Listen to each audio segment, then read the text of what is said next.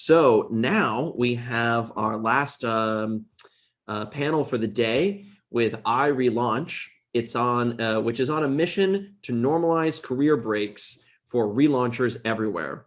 In this conversation, we'll sit with Joyce Roosz. Joyce leads the Quality Project Management Office, PMO, team within global operations at Hewlett Packard Enterprise, and she is a spouse of an Air Force veteran.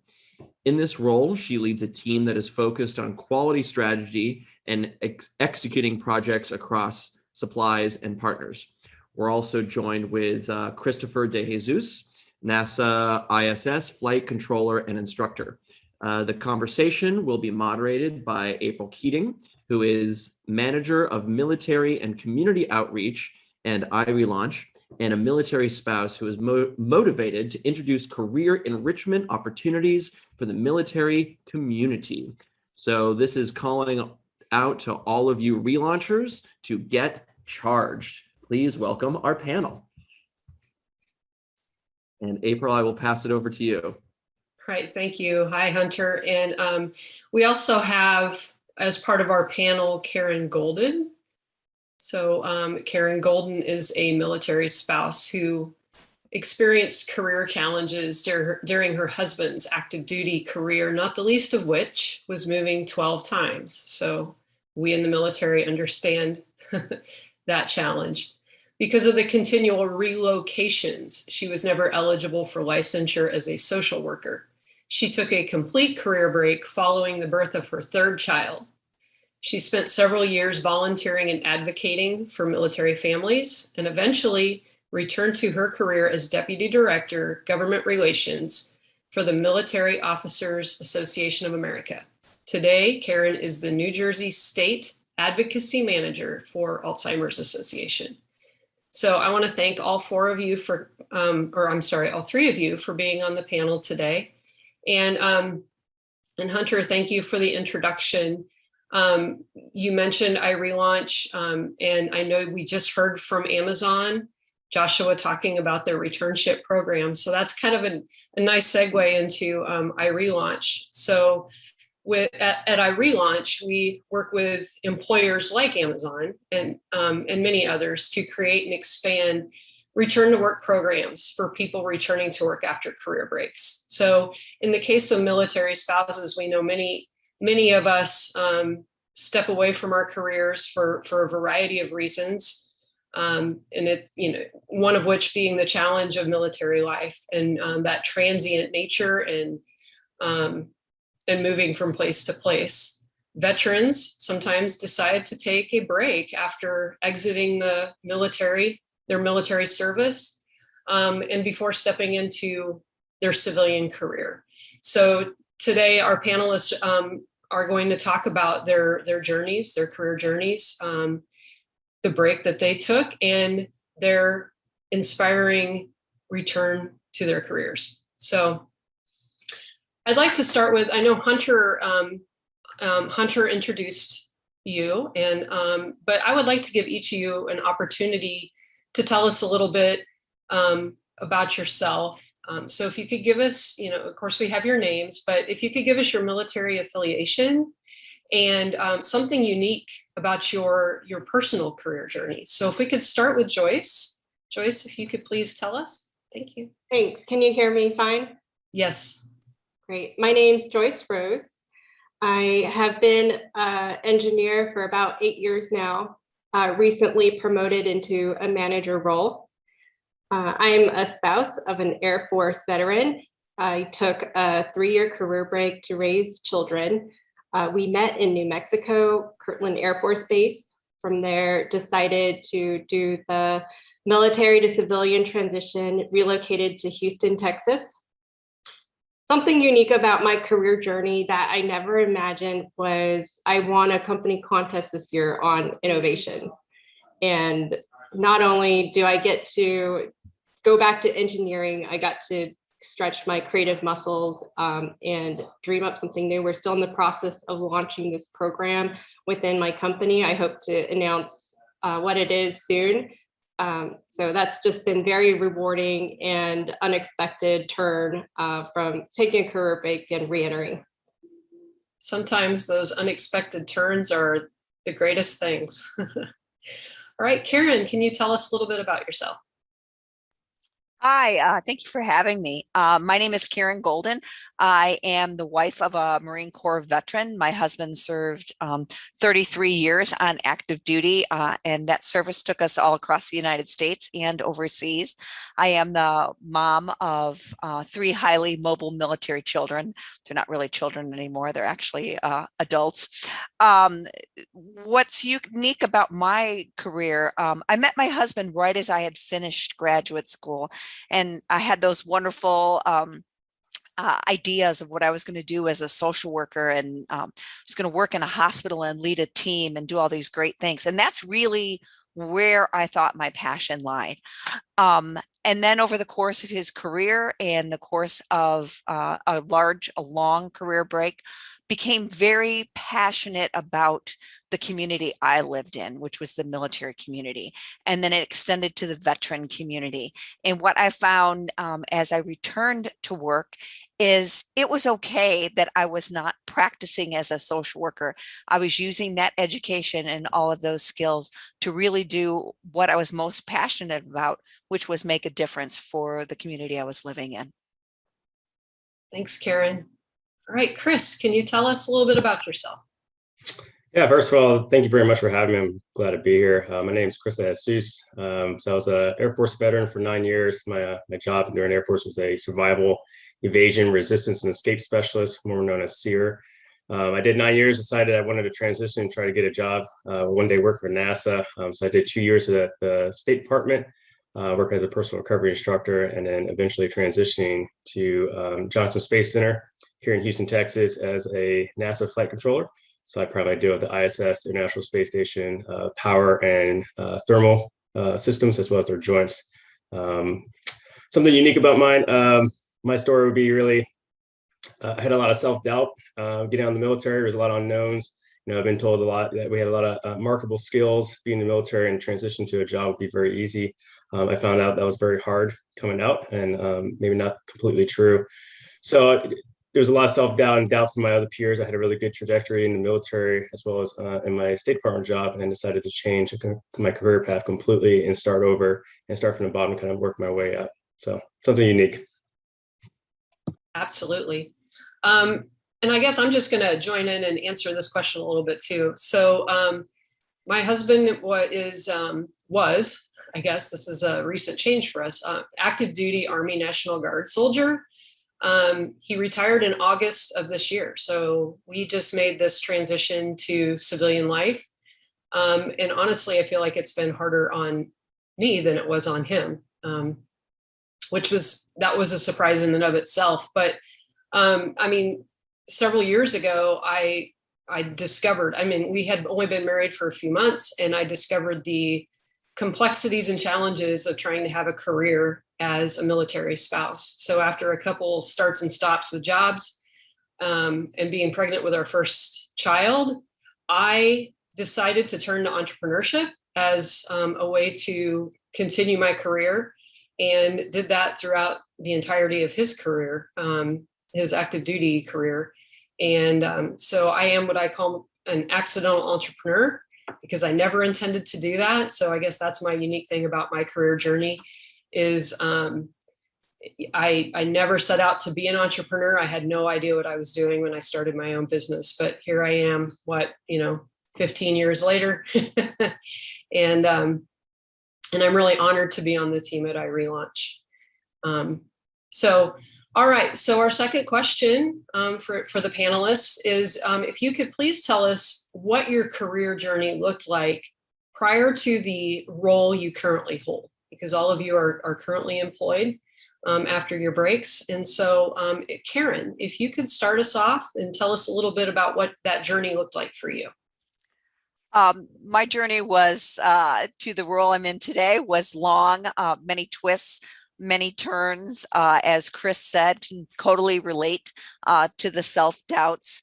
Initially, early on, when I married my husband, took a variety of roles. Again, didn't qualify to sit for a social work license exam, so took on a variety of different employment opportunities. Took that break for having children, but was drawn to volunteerism that again allowed me to serve my military community. One of the things I realized is I didn't understand that there was like federal laws and state laws that really were impacting my lives, impacting my children's lives, impacting my friends' lives, most certainly impacting my husband's life.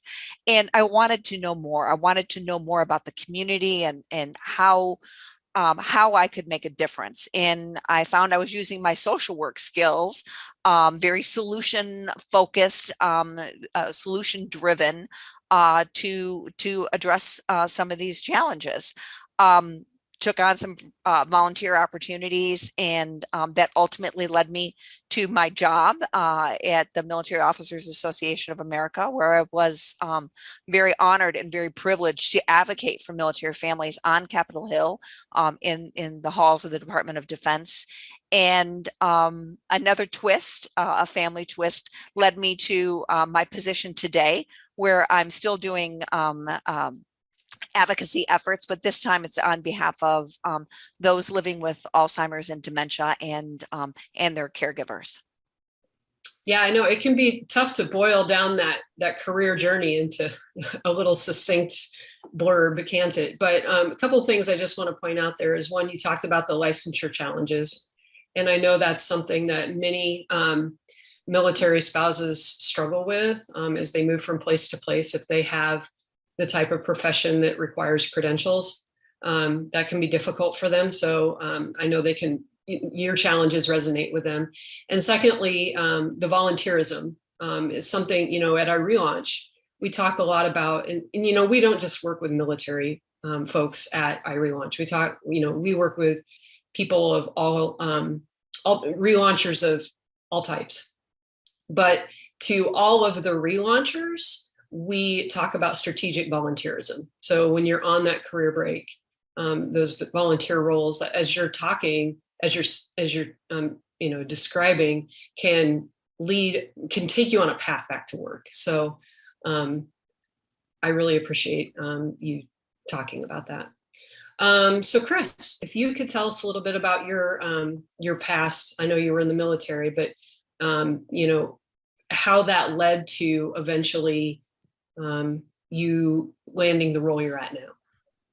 Yeah, I think the big thing is that, I've always, as a child, and I'm sure a lot of children had this idea that they wanted to one day work for NASA and be an astronaut and go explore space and all that good stuff. So that was always in the back of my head. I was never a strong student in high school, never a straight A student. And then, when I graduated high school, I looked at colleges and did a year, did a year of college and said, I'm not ready for college. Let me just join the military.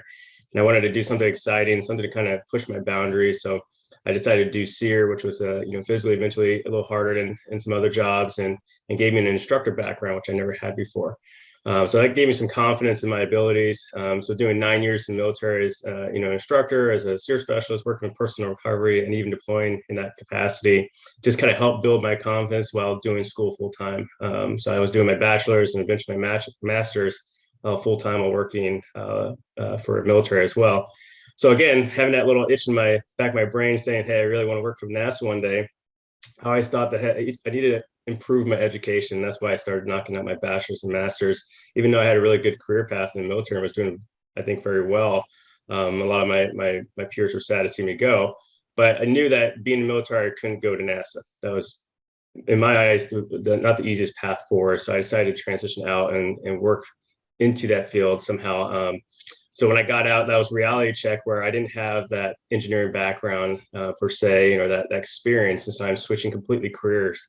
In the first 2 years, I worked as a personal recovery instructor at the State Department because I was working to get that experience and try to get that networking and eventually move into that career path working for NASA. So I used the 2 years at the State Department as an instructor to be able to put myself in front of as many people as possible, network, build relationships, get some good contacts. And eventually I was able to get in contact with a group leader here at NASA, and I essentially put my resume on her table and said, here's my resume, and this is how I can help you.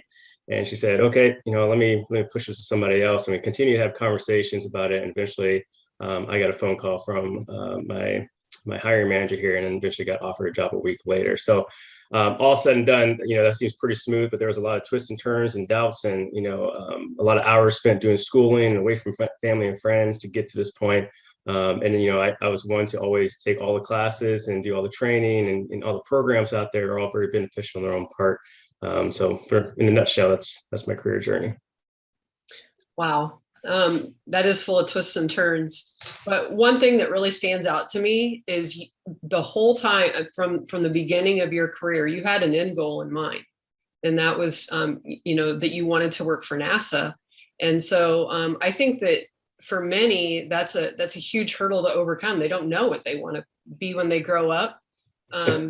And once you determine that, you can really build your career trajectory around that. And obviously twists and turns along the way, but you always had that end goal in mind. So I think that's important to call out as part of your journey. Joyce, can you tell us about your background? Yes. I worked as a process engineer for 5 years in New Mexico. There, I met my husband, who was in the Air Force at the time. Since we had to make the decision, do we stay in the military? What would it look like if I had to move around and look for a technical role every number of years? Also, we looked at doing the military to civilian transition. So decided to come to Houston, where he took a role, and I took a career break to focus on being a stay-at-home mom and raising 2 boys. When I was ready to go back, I thought it would be easy and everyone would want me, it'd be great. That did not happen. What helped me was I called up Sally Cobb. She in iRelaunch regularly features podcasts, success stories. We met for lunch. She shared me tips, gave me a realistic timeline, and flat out said, hey, this can take a year. It could take longer. You have to let everyone know that you're looking, you're interested, update your resume, go put yourself out there. I had a job search buddy. We would keep each other encouraged, share contacts. I learned about informational interviewing. This is covered heavily in What Colors Your Parachute by Richard Bowles, where you do self-reflection. I identified my skills, my strengths, what kind of role I was targeting. I was targeting manufacturing, engineering, process improvement. Those were the 3 ideas that I had.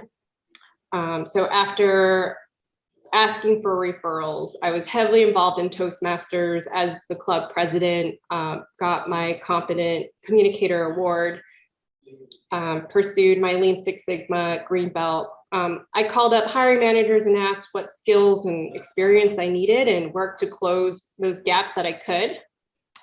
It was disappointing at times to hear, we loved your application, you interviewed great. The other candidate just had more relevant and more recent experience. So it's not if you're going to face challenges, it will come, and you can't do this without a support network, someone to lean on and have that end vision in sight. Eventually, my hiring manager took a chance on me, and I went into quality, then into project management, and then most recently became a people leader, so managing a team. So that is a great recap.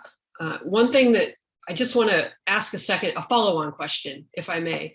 You talked about how hiring managers would tell you that they loved you, but other candidates had more recent and relevant experience. So I'm sure that was disheartening, one.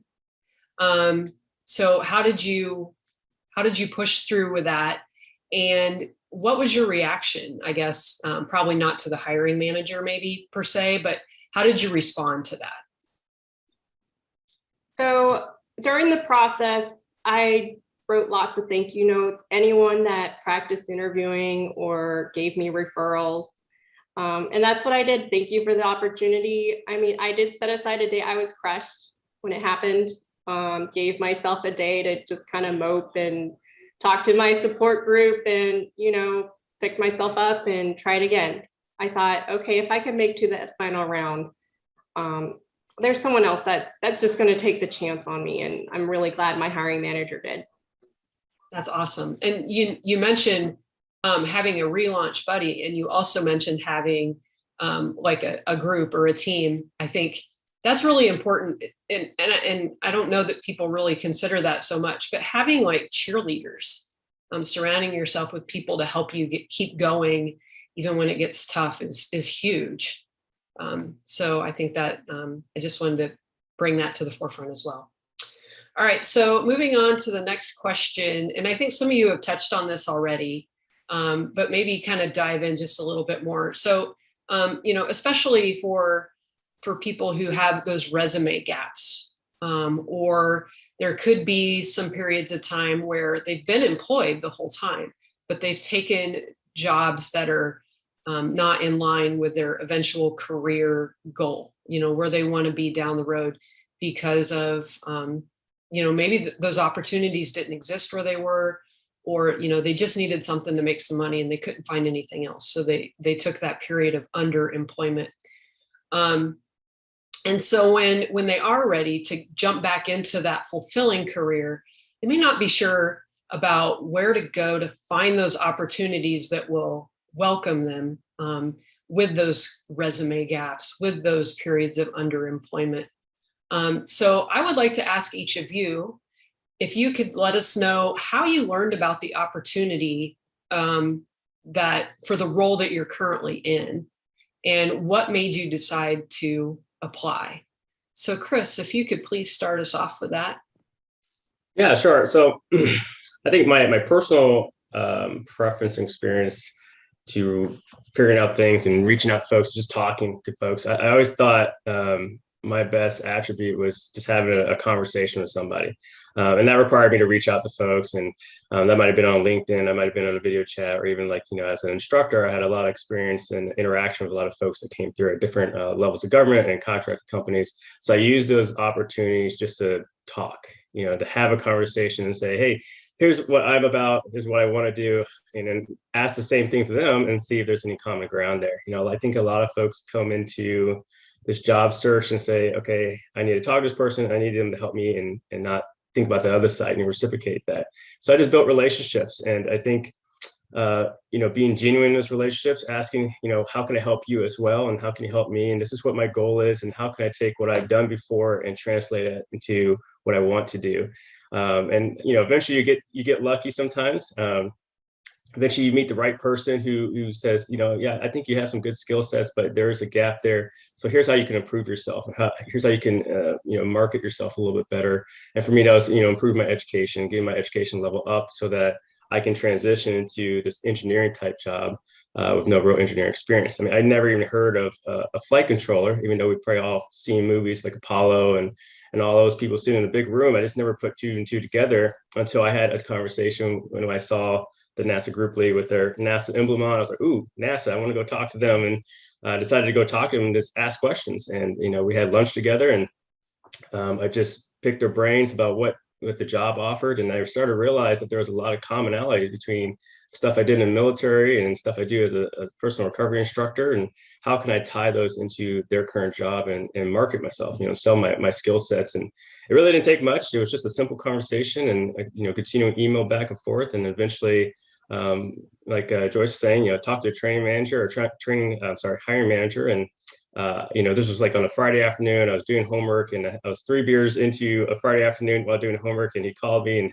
you know, he said, hey, do you want to do a phone interview? I was like, well, as long as you're okay with me being 3 beers in, then yes. And he was totally fine with it. And again, we just had a simple conversation. And like I said earlier, they invited me down for a in-person interview. And that's how I was able to get the position I am today. So just a lot of conversations. I always find it best to just have interactions with people face to face if you can, if not, reaching out to folks and just being genuine in that conversation. Yeah. So some things I just want to point out about that. One is you talked about how you made relationships with people that were not self-serving. So they were, you wanted mutually beneficial relationships with folks, and you stayed in touch with them. And you weren't afraid to reach out to people. It doesn't sound like, so if that could be like, I don't know if you did like informational interviews, or if it was just like hey, I want to connect with you because you're in a place where I want to be, those types of things. So I think those are, those were the high points that I picked up from that. But, mostly you just, like you said, you just like did a lot of talking, and again, you had that end goal in mind. So I think, those relationships were built in a way where the conversations were guided, just not necessarily, self-serving. It was, how can we help each other kind of thing. Is that correct? Yeah, and I think it requires a little bravery to go up to a complete stranger and say, "Hi, my name is so and so, and I want this and this and this, and I have some questions for you." And that's hard, and I think you just have to think back. They were at that position at one point in their life as well. And as I got into my current position, I have people reaching out to me now, and I find that to be very interesting how the roles have flipped. And I actually really enjoy when people reach out to me for assistance, and I still have relationships with folks that I reached out to years ago who are asking me questions now about other positions and things of that sort. So I think if you just build those relationships, it takes some bravery. And if you start doing it more often, I think it becomes more comfortable to people. And that conversation just becomes very, genuine and flows well, just like any conversation with a friend or family. And I think it will get better as you just keep doing it. All right. Be brave. All right. So I think, where were we at? Joyce, did you answer this question? Not yet. Okay, go ahead. So how did I land this role? I wanted to have a great elevator pitch. You are going to be asked, so what have you been doing on your career break? I know everyone here was busy raising kids or studying, getting an educational degree, but from an employer's perspective, they're looking for, continuous development. How have you improved yourself? So in my case, I learned from informational interviewing that Chris talked about that in manufacturing process improvement, skills such as Lean Six Sigma, Green Belt certification was valued. I got that.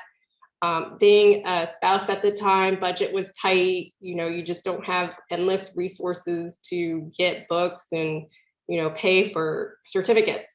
To do this for free, I let my network know, and all this material just came to me for free, so I was able to prepare for the professional engineer exam, just no cost on the study material. The last thing, again, Toastmasters, it's pretty cheap in the scheme of things. Being a stay-at-home mom, I only could escape after 7 p.m. at night after the kids went to bed. And our group met in the evening, so that was perfect for me. So just kind of doing those things showed my hiring manager I was really committed to personal development and doing what I can with the resources I had at the time. I applied to a lot of places. I had lots of referrals, informational interview. Moving to Houston, I had no network, no alumni, no family. I had to start it from scratch. So it took a lot of effort and persistence to kind of keep at it. And really, I was looking to get my foot in the door, which this is a common thing among a lot of relaunchers. You get experience, kind of figure out where you're at, and then move from there. Yeah, I wrote down one word that really popped to me, and that's persistence. I think, you kind of talked about it before with the, when you get rejection, it can be hard. It can be easy to quit. It could be, it's just easy to do so. But when you're persistent and that, you want to keep going. And again, like having those people in your corner to help you keep going, I think, as you said, are very valuable to that process. So Karen, if you could please tell us a little bit about how you found out about your current opportunity and why you applied. Sure. So I really resonate with what Joyce said about get experience, figure out where you're at and go from there. So the opportunity I landed after my career break, we had moved back from overseas I was ready to go. Unfortunately, it was California, it was the recession, and I was entering a job market that had about 17% unemployment at the time. A lot of highly educated, highly experienced people with no career breaks were unemployed. Started applying everywhere. I mean, you name it, every job I could think of, and received rejection after rejection after rejection. Decided I would continue volunteering. Again, that passion to serve, the desire to, want to be engaged in my community, and to make a difference. And it was through that volunteerism and in simply letting people know that I was in the job market. I was looking and seeking a position related to social work, to advocacy, to the military. And someone recognized my work I was doing with a nonprofit on a volunteer basis. They knew I was moving, and it was as simple as, hey, I know about a position in Washington, D.C., not published. Are you interested? And the key was being ready. I had my resume ready to go.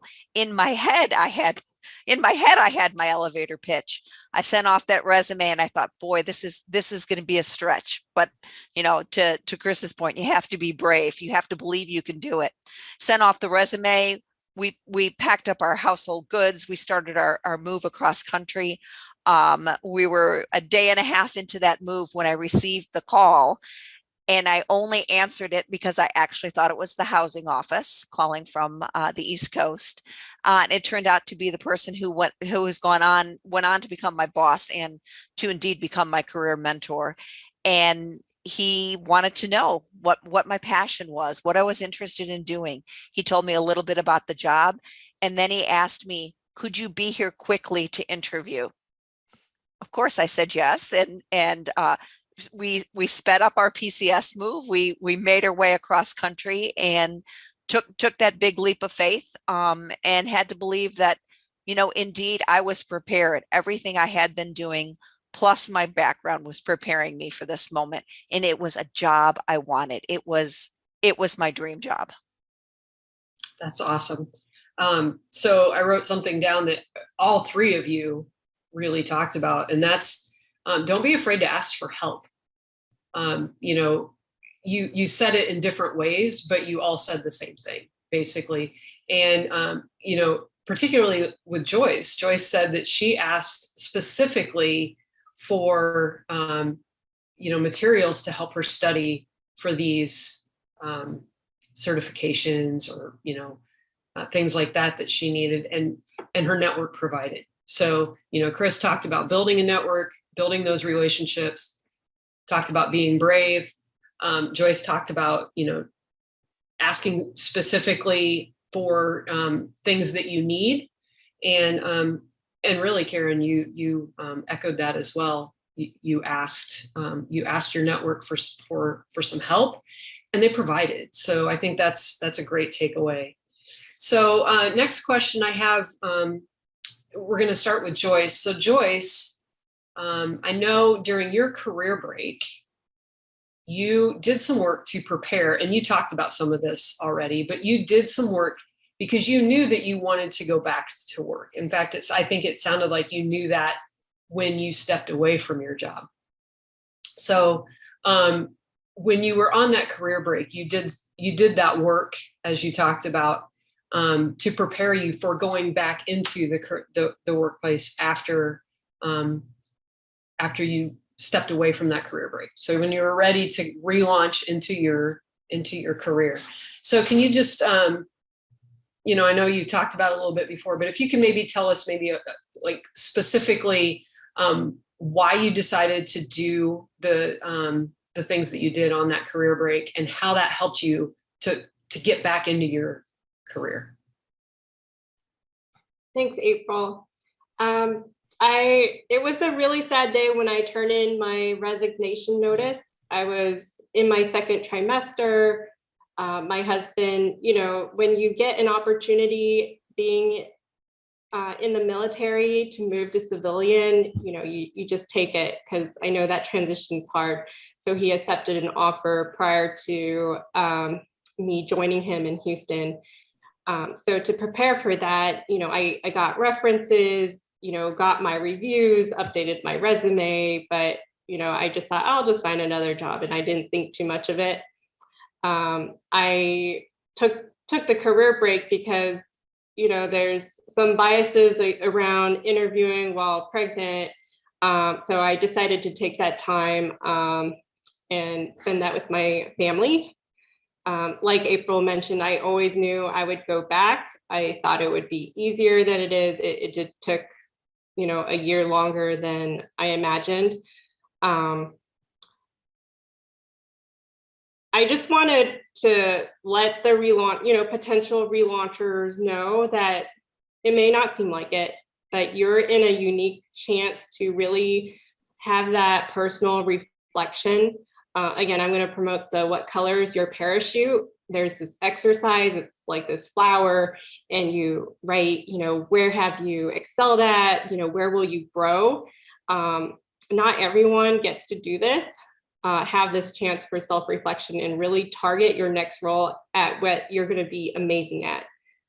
And it also doesn't seem like it at the time, but sometimes you go through these challenges because you might be offering a helping hand to someone in the future, whether they're a military spouse in the military or another relauncher that took a career break for a different reason.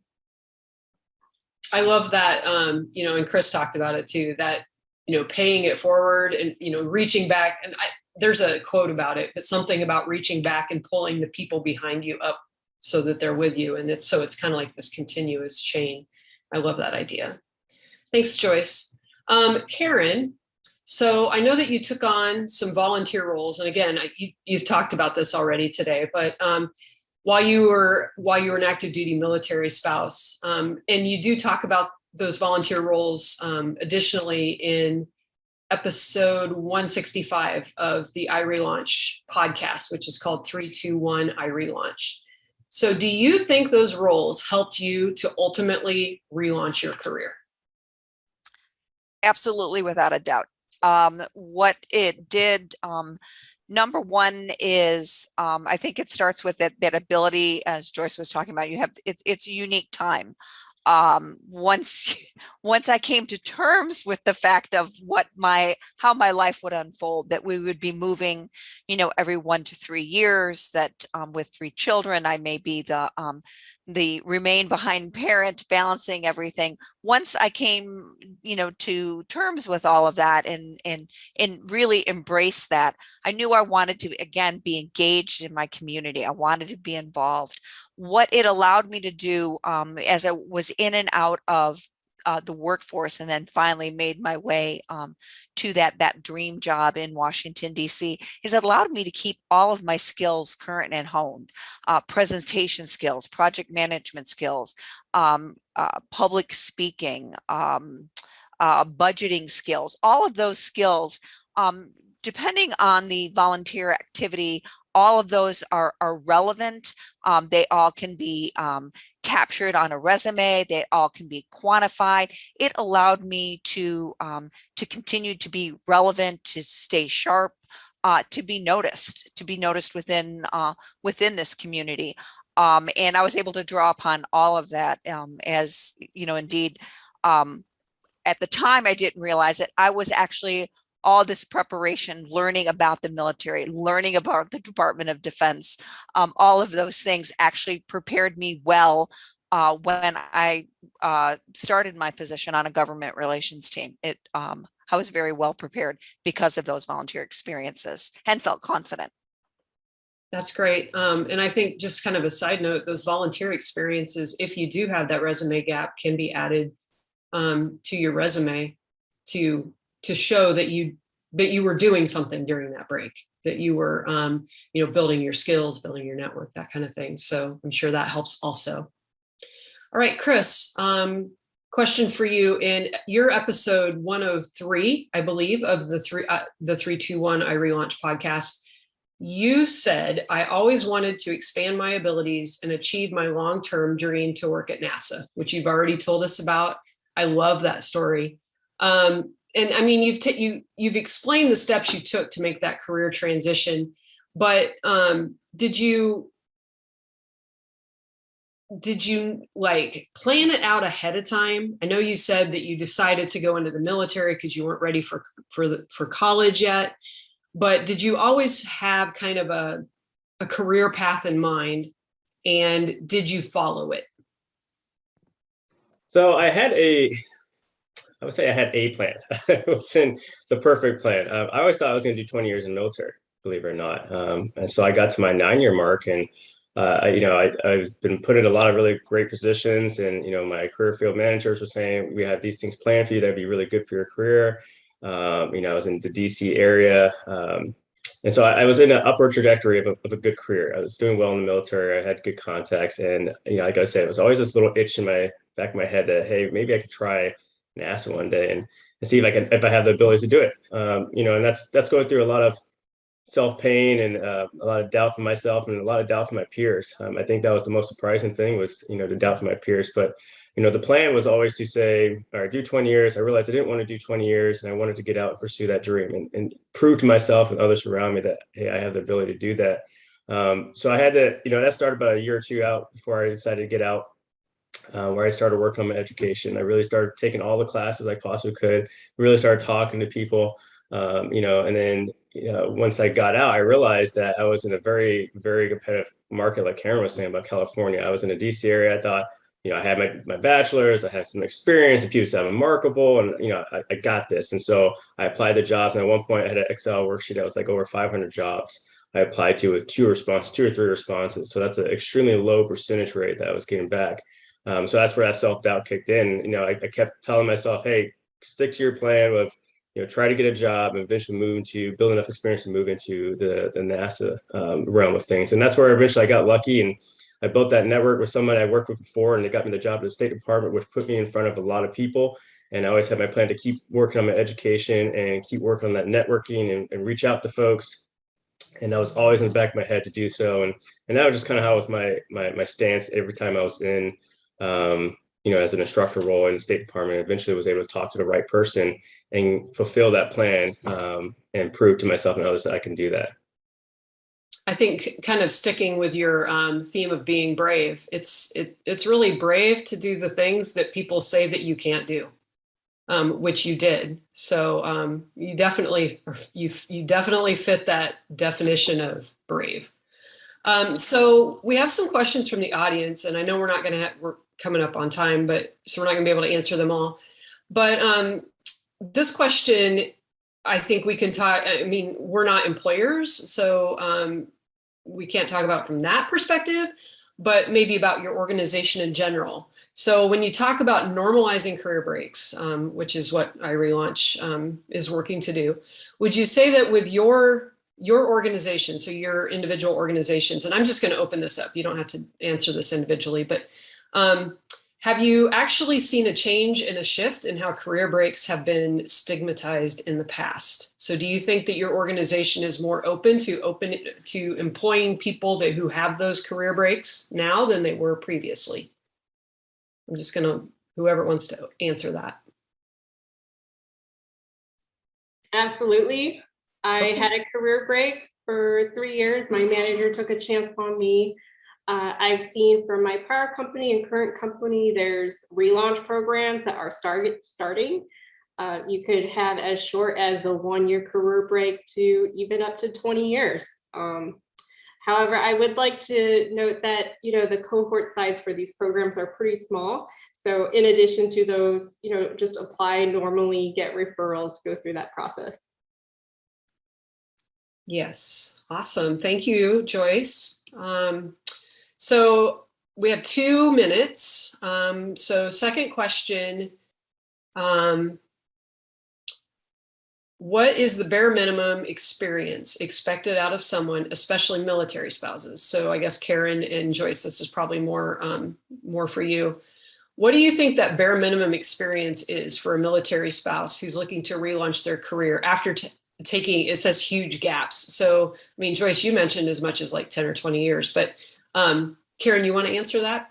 Sure. I would encourage the writer to flip it around. Instead of looking at the bare minimum, I would start with a self-assessment of what you bring to the table. What are all the skills, asset, and education you bring to the table? So first lay that all out. And I think you're going to surprise yourself. I think you're going to surprise yourself how much you have to offer an employer. Start with that, assess whether it's volunteer activities, other paid employment, even if there's a large gap. Do that assessment first. I think that's going to change your frame of mind. Bare minimum almost has a negative connotation. To change it to, I have a lot to offer. This is what I can offer. Once you do that self-assessment, then start to analyze. I think Joyce talked about this, Chris talked about it.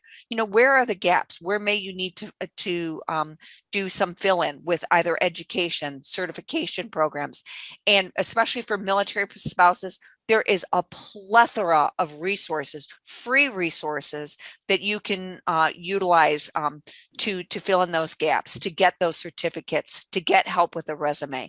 So I would encourage that writer to flip it around, put it into the positive, look at what you have to offer first, look where some of the gaps may be and what you have, and then work to fill those. And then I think you would find that you would be desirable to any employer.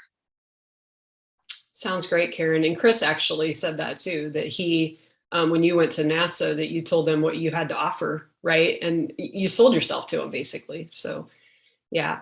Okay. So we're at time. And I just want to let everyone know. So all of our panelists today, can be found on the iRelaunch website. So Chris and Karen have done podcast episodes for us. So the 321 iRelaunch podcast is available on your favorite podcast platform and on the iRelaunch website. So you can search for them there, listen to their episodes, and hear more about their stories.